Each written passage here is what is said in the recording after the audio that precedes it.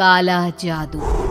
अपने बेटे ऋषु के माथे से टपकते हुए पसीने को देखकर सविता की हालत खराब हो गई। ऐसा आज पहली बार नहीं हुआ जब ऋषु नींद से घबरा कर जागा है। हाय मेरा बच्चा, न जाने किसकी नजर लग गई है तुझे। जब से मेरे बच्चे ने 10वीं के एग्जाम में स्कूल टॉप किया है तब से रोज बुरे बुरे सपने आने लगे हैं। हाँ माँ, मैंने आज फिर से एक काले साए को देखा। वो यहीं मेरी आंखों के सामने खड़ा था। माँ मुझे बचा लो माँ। वो मुझसे कह रहा था कि मुझसे बदला लेगा। माँ कहीं ये प्रशांत। चुप कर, कैसी बात कर रहा है? दोबारा उसका नाम मत लेना। तुझे पता है ना, उस प्रशांत ने आत्महत्या कर ली। तो बार बार उसका नाम मत लिया कर। मम्मी, क्या सच में प्रशांत ने आत्महत्या की थी? चुप कर, बहुत सवाल पूछता है आजकल। और फिर रात के वक्त सविता के पूरे घर में एक अजीब सा काला धुआं छाने लगा। गहरी नींद में सोई सविता की जैसे ही आंख खुली उसका दम घुटने लगा। वो दौड़कर ऋषु के रूम की तरफ गई जहां उसके दरवाजे पर घूमती एक काली परछाई देख वो बुरी तरह से घबरा गई। कौन है वहाँ? कौन है? सामने आओ।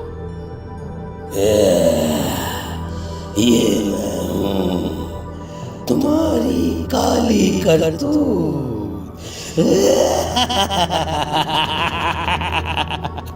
और अब मैं तुम्हारे बेटे को ले जाने आया हूँ। नहीं, मेरे बच्चे को छोड़ दो प्लीज। मेरे ऋषु को कुछ मत करना। वो परछाई ऋषु के कमरे में घुस जाती है। सविता भी उसके पीछे पीछे दौड़ कर जाती है और देखती है कि अब वो साया साफ नजर आ रहा था।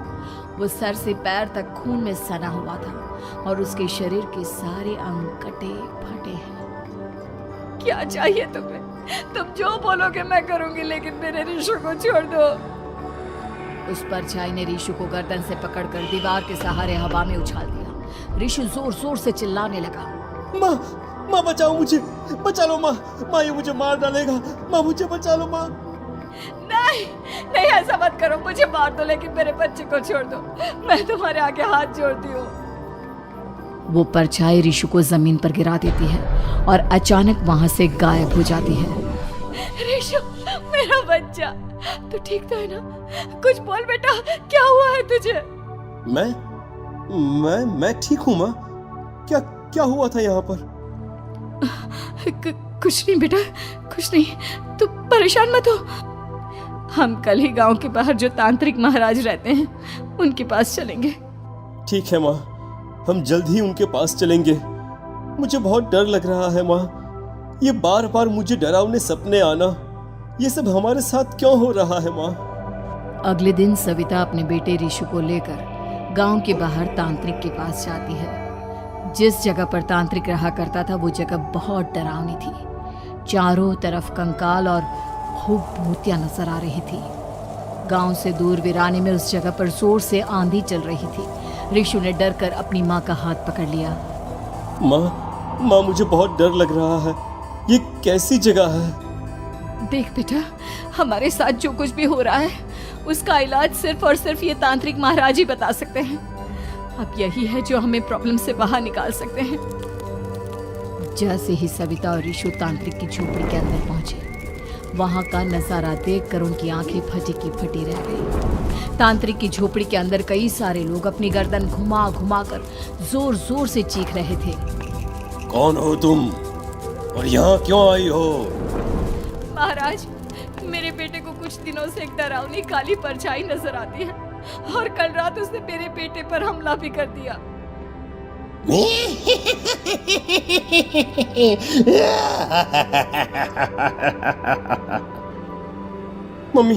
मम्मी हमें यहाँ से चलना चाहिए।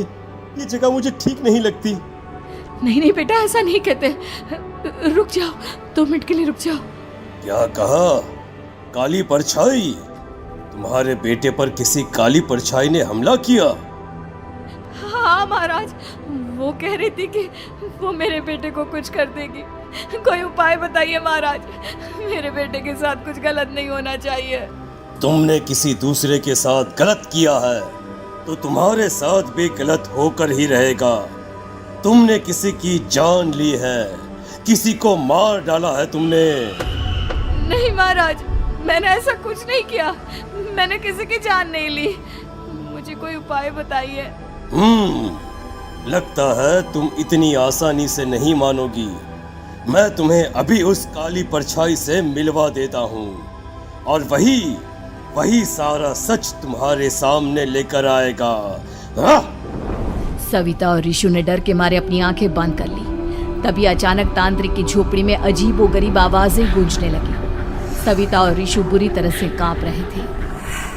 आंखें खोलो और अपने सामने देखो। क्या यही है वो जिससे तुम कल रात को मिली थी? बताओ मुझे। हाँ, इसने कल रात मेरे बेटे के ऊपर हमला किया था। ये उसी लड़के की भटकती हुई आत्मा है जिसे कुछ दिन पहले तुमने मार डाला था। मम्मी, ये महाराज क्या कह रहे हैं? क्या सच में आपने किसी की जान ली है, किसी को मार डाला है? अगर हाँ तो बताइए ना मम्मी, किसको मारा है आपने? किसको? तुम्हारी माँ इतनी आसानी से सच नहीं बताएगी बेटा। इसने एक बच्चे की जान ली है। कहीं उसका नाम प्रशांत तो नहीं महाराज? वो मेरा दोस्त है, मेरा मतलब मेरा पड़ोसी है। सही पहचाना। देखा सविता, तुम्हारा खुद का बेटा भी जानता है कि तुमने किसी के प्राणों की बलि चढ़ा दी और इसीलिए अब उसकी बुरी आत्मा तुम्हारे घर में भटकती है। मुझे माफ कर दीजिए महाराज, मुझसे बहुत बड़ी गलती हो गई। प्रशांत हमारे पड़ोसी का बेटा था। हर बार उसके नंबर मेरे बेटे से ज्यादा आते थे और इसलिए मैंने उसके कमरे के बाहर काला जादू किया था, पर मुझे नहीं पता था कि वो मर जाएगा। तुम्हारे उसी काले जादू वाली गुड़िया के अंदर एक बुरी आत्मा थी जिसने उस बच्चे के दिमाग पर बुरा असर कर दिया और उसी की वजह से उस लड़के ने अपनी बालकनी से कूदकर आत्महत्या कर ली। इसकी वजह सिर्फ और सिर्फ तुम हो, तुम। नहीं महाराज, जो कुछ भी हुआ मुझे नहीं पता था कि प्रशांत अपनी जान दे देगा। प्रशांत की आत्मा इस वक्त तुम्हारे सामने खड़ी है, हमसे बात करना चाहती है। बोलो क्या कहना चाहते हो? मैं जीना चाहता था, बड़ा होकर कुछ बनना चाहता था। आपके बेटे से मुझे कोई परेशानी नहीं थी। अरे वो तो मेरा अच्छा दोस्त था। मुझे माफ कर दो बेटा, मुझसे बहुत बड़ी गलती हो गई, मुझे माफ कर दो। माफ करने से मुझे वापस जिंदगी नहीं मिल जाएगी। मेरे माँ बाप आज भी मेरे लिए रोते हैं। आपने मेरे साथ बहुत गलत किया है, बहुत गलत। और तभी अचानक प्रशांत की आत्मा वहां से गायब हो जाती है। सविता जोर जोर से रोने लगती है। सुन लिया तुमने? ये तुम्हारे अपने ही किए हुए पाप हैं जो इस तरह से तुम्हारे सामने आ रहे हैं। माँ, ये आपने अच्छा नहीं किया। सिर्फ 10th बोर्ड के एग्जाम में मैं टॉप कर पाऊं, इसलिए आपने मेरे दोस्त के ऊपर काला जादू कर दिया।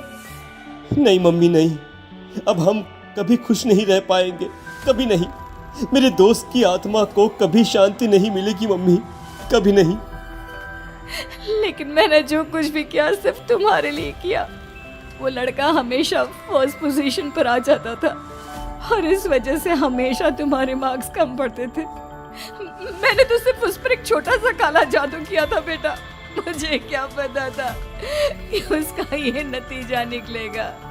जिस गुड़िया को तुमने उस लड़के के कमरे के दरवाजे पर लगाया था, दरअसल उसके अंदर एक बुरी आत्मा का प्रवेश हो गया था, जैसा कि अक्सर काला जादू करते समय हो जाता है। मुझे अपनी गलती का एहसास हो गया है। मैं प्रायश्चित करना चाहती हूँ, आप बताइए मैं क्या करूँ? प्रशांत के घर जाकर उस काली गुड़िया को वहां से निकालकर यहाँ लेकर आओ।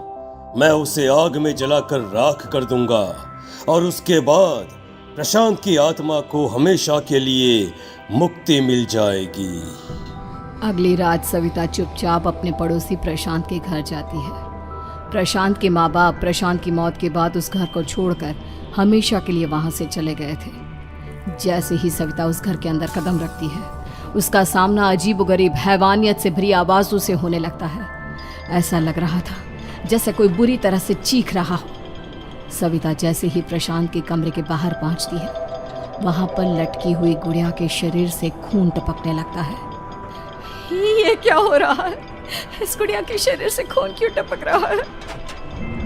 सविता हिम्मत करते हुए उस गुड़िया को वहां से उतारने की कोशिश करती है, लेकिन तभी अचानक से बहुत भयानक दिखने वाली औरत उसकी आंखों के सामने आकर खड़ी हो जाती है। मैं यहाँ से कहीं नहीं जाऊंगी, और अगर तूने मुझे यहाँ से हटाने की कोशिश की तो मार डालूंगी मैं तुझे। नहीं नहीं, मुझे तुम्हें यहाँ से ले जाना ही होगा, नहीं तो मेरा बेटा, उसकी जान को खतरा है। मैं तुम्हें नहीं छोड़ सकती। अगर तुम्हारे अंदर हिम्मत है तो मुझे इस घर से बाहर ले जाकर दिखाओ। और ऐसा कहकर वो औरत सविता के ऊपर हमला कर देती है और उसे हवा में उछाल उछाल कर जमीन पर पटकती है। लेकिन तभी अचानक मौका देखकर सविता अपने हाथ में ली हुई सुई उसके हाथ में चुभो देती है। हाथ में सुई लगते ही वो औरत जमीन पर तड़पने लगती है। ये क्या किया तूने? ये क्या कर दिया? तुझे ऐसा नहीं करना चाहिए था। तांत्रिक ने मुझे कहा था कि तुझसे जीतने का सिर्फ यही एक तरीका है जिससे मैं अपने पापों का प्रायश्चित कर सकती हूँ और अपने बेटे की जान बचा सकती हूँ। और उसके बाद वो डरावनी दिखने वाली औरत एक छोटी सी जादुई गुड़िया में तब्दील हो गई और सविता ने उसे ले जाकर तांत्रिक को दे दिया। तांत्रिक ने जादुई गुड़िया को आग के हवाले कर दिया।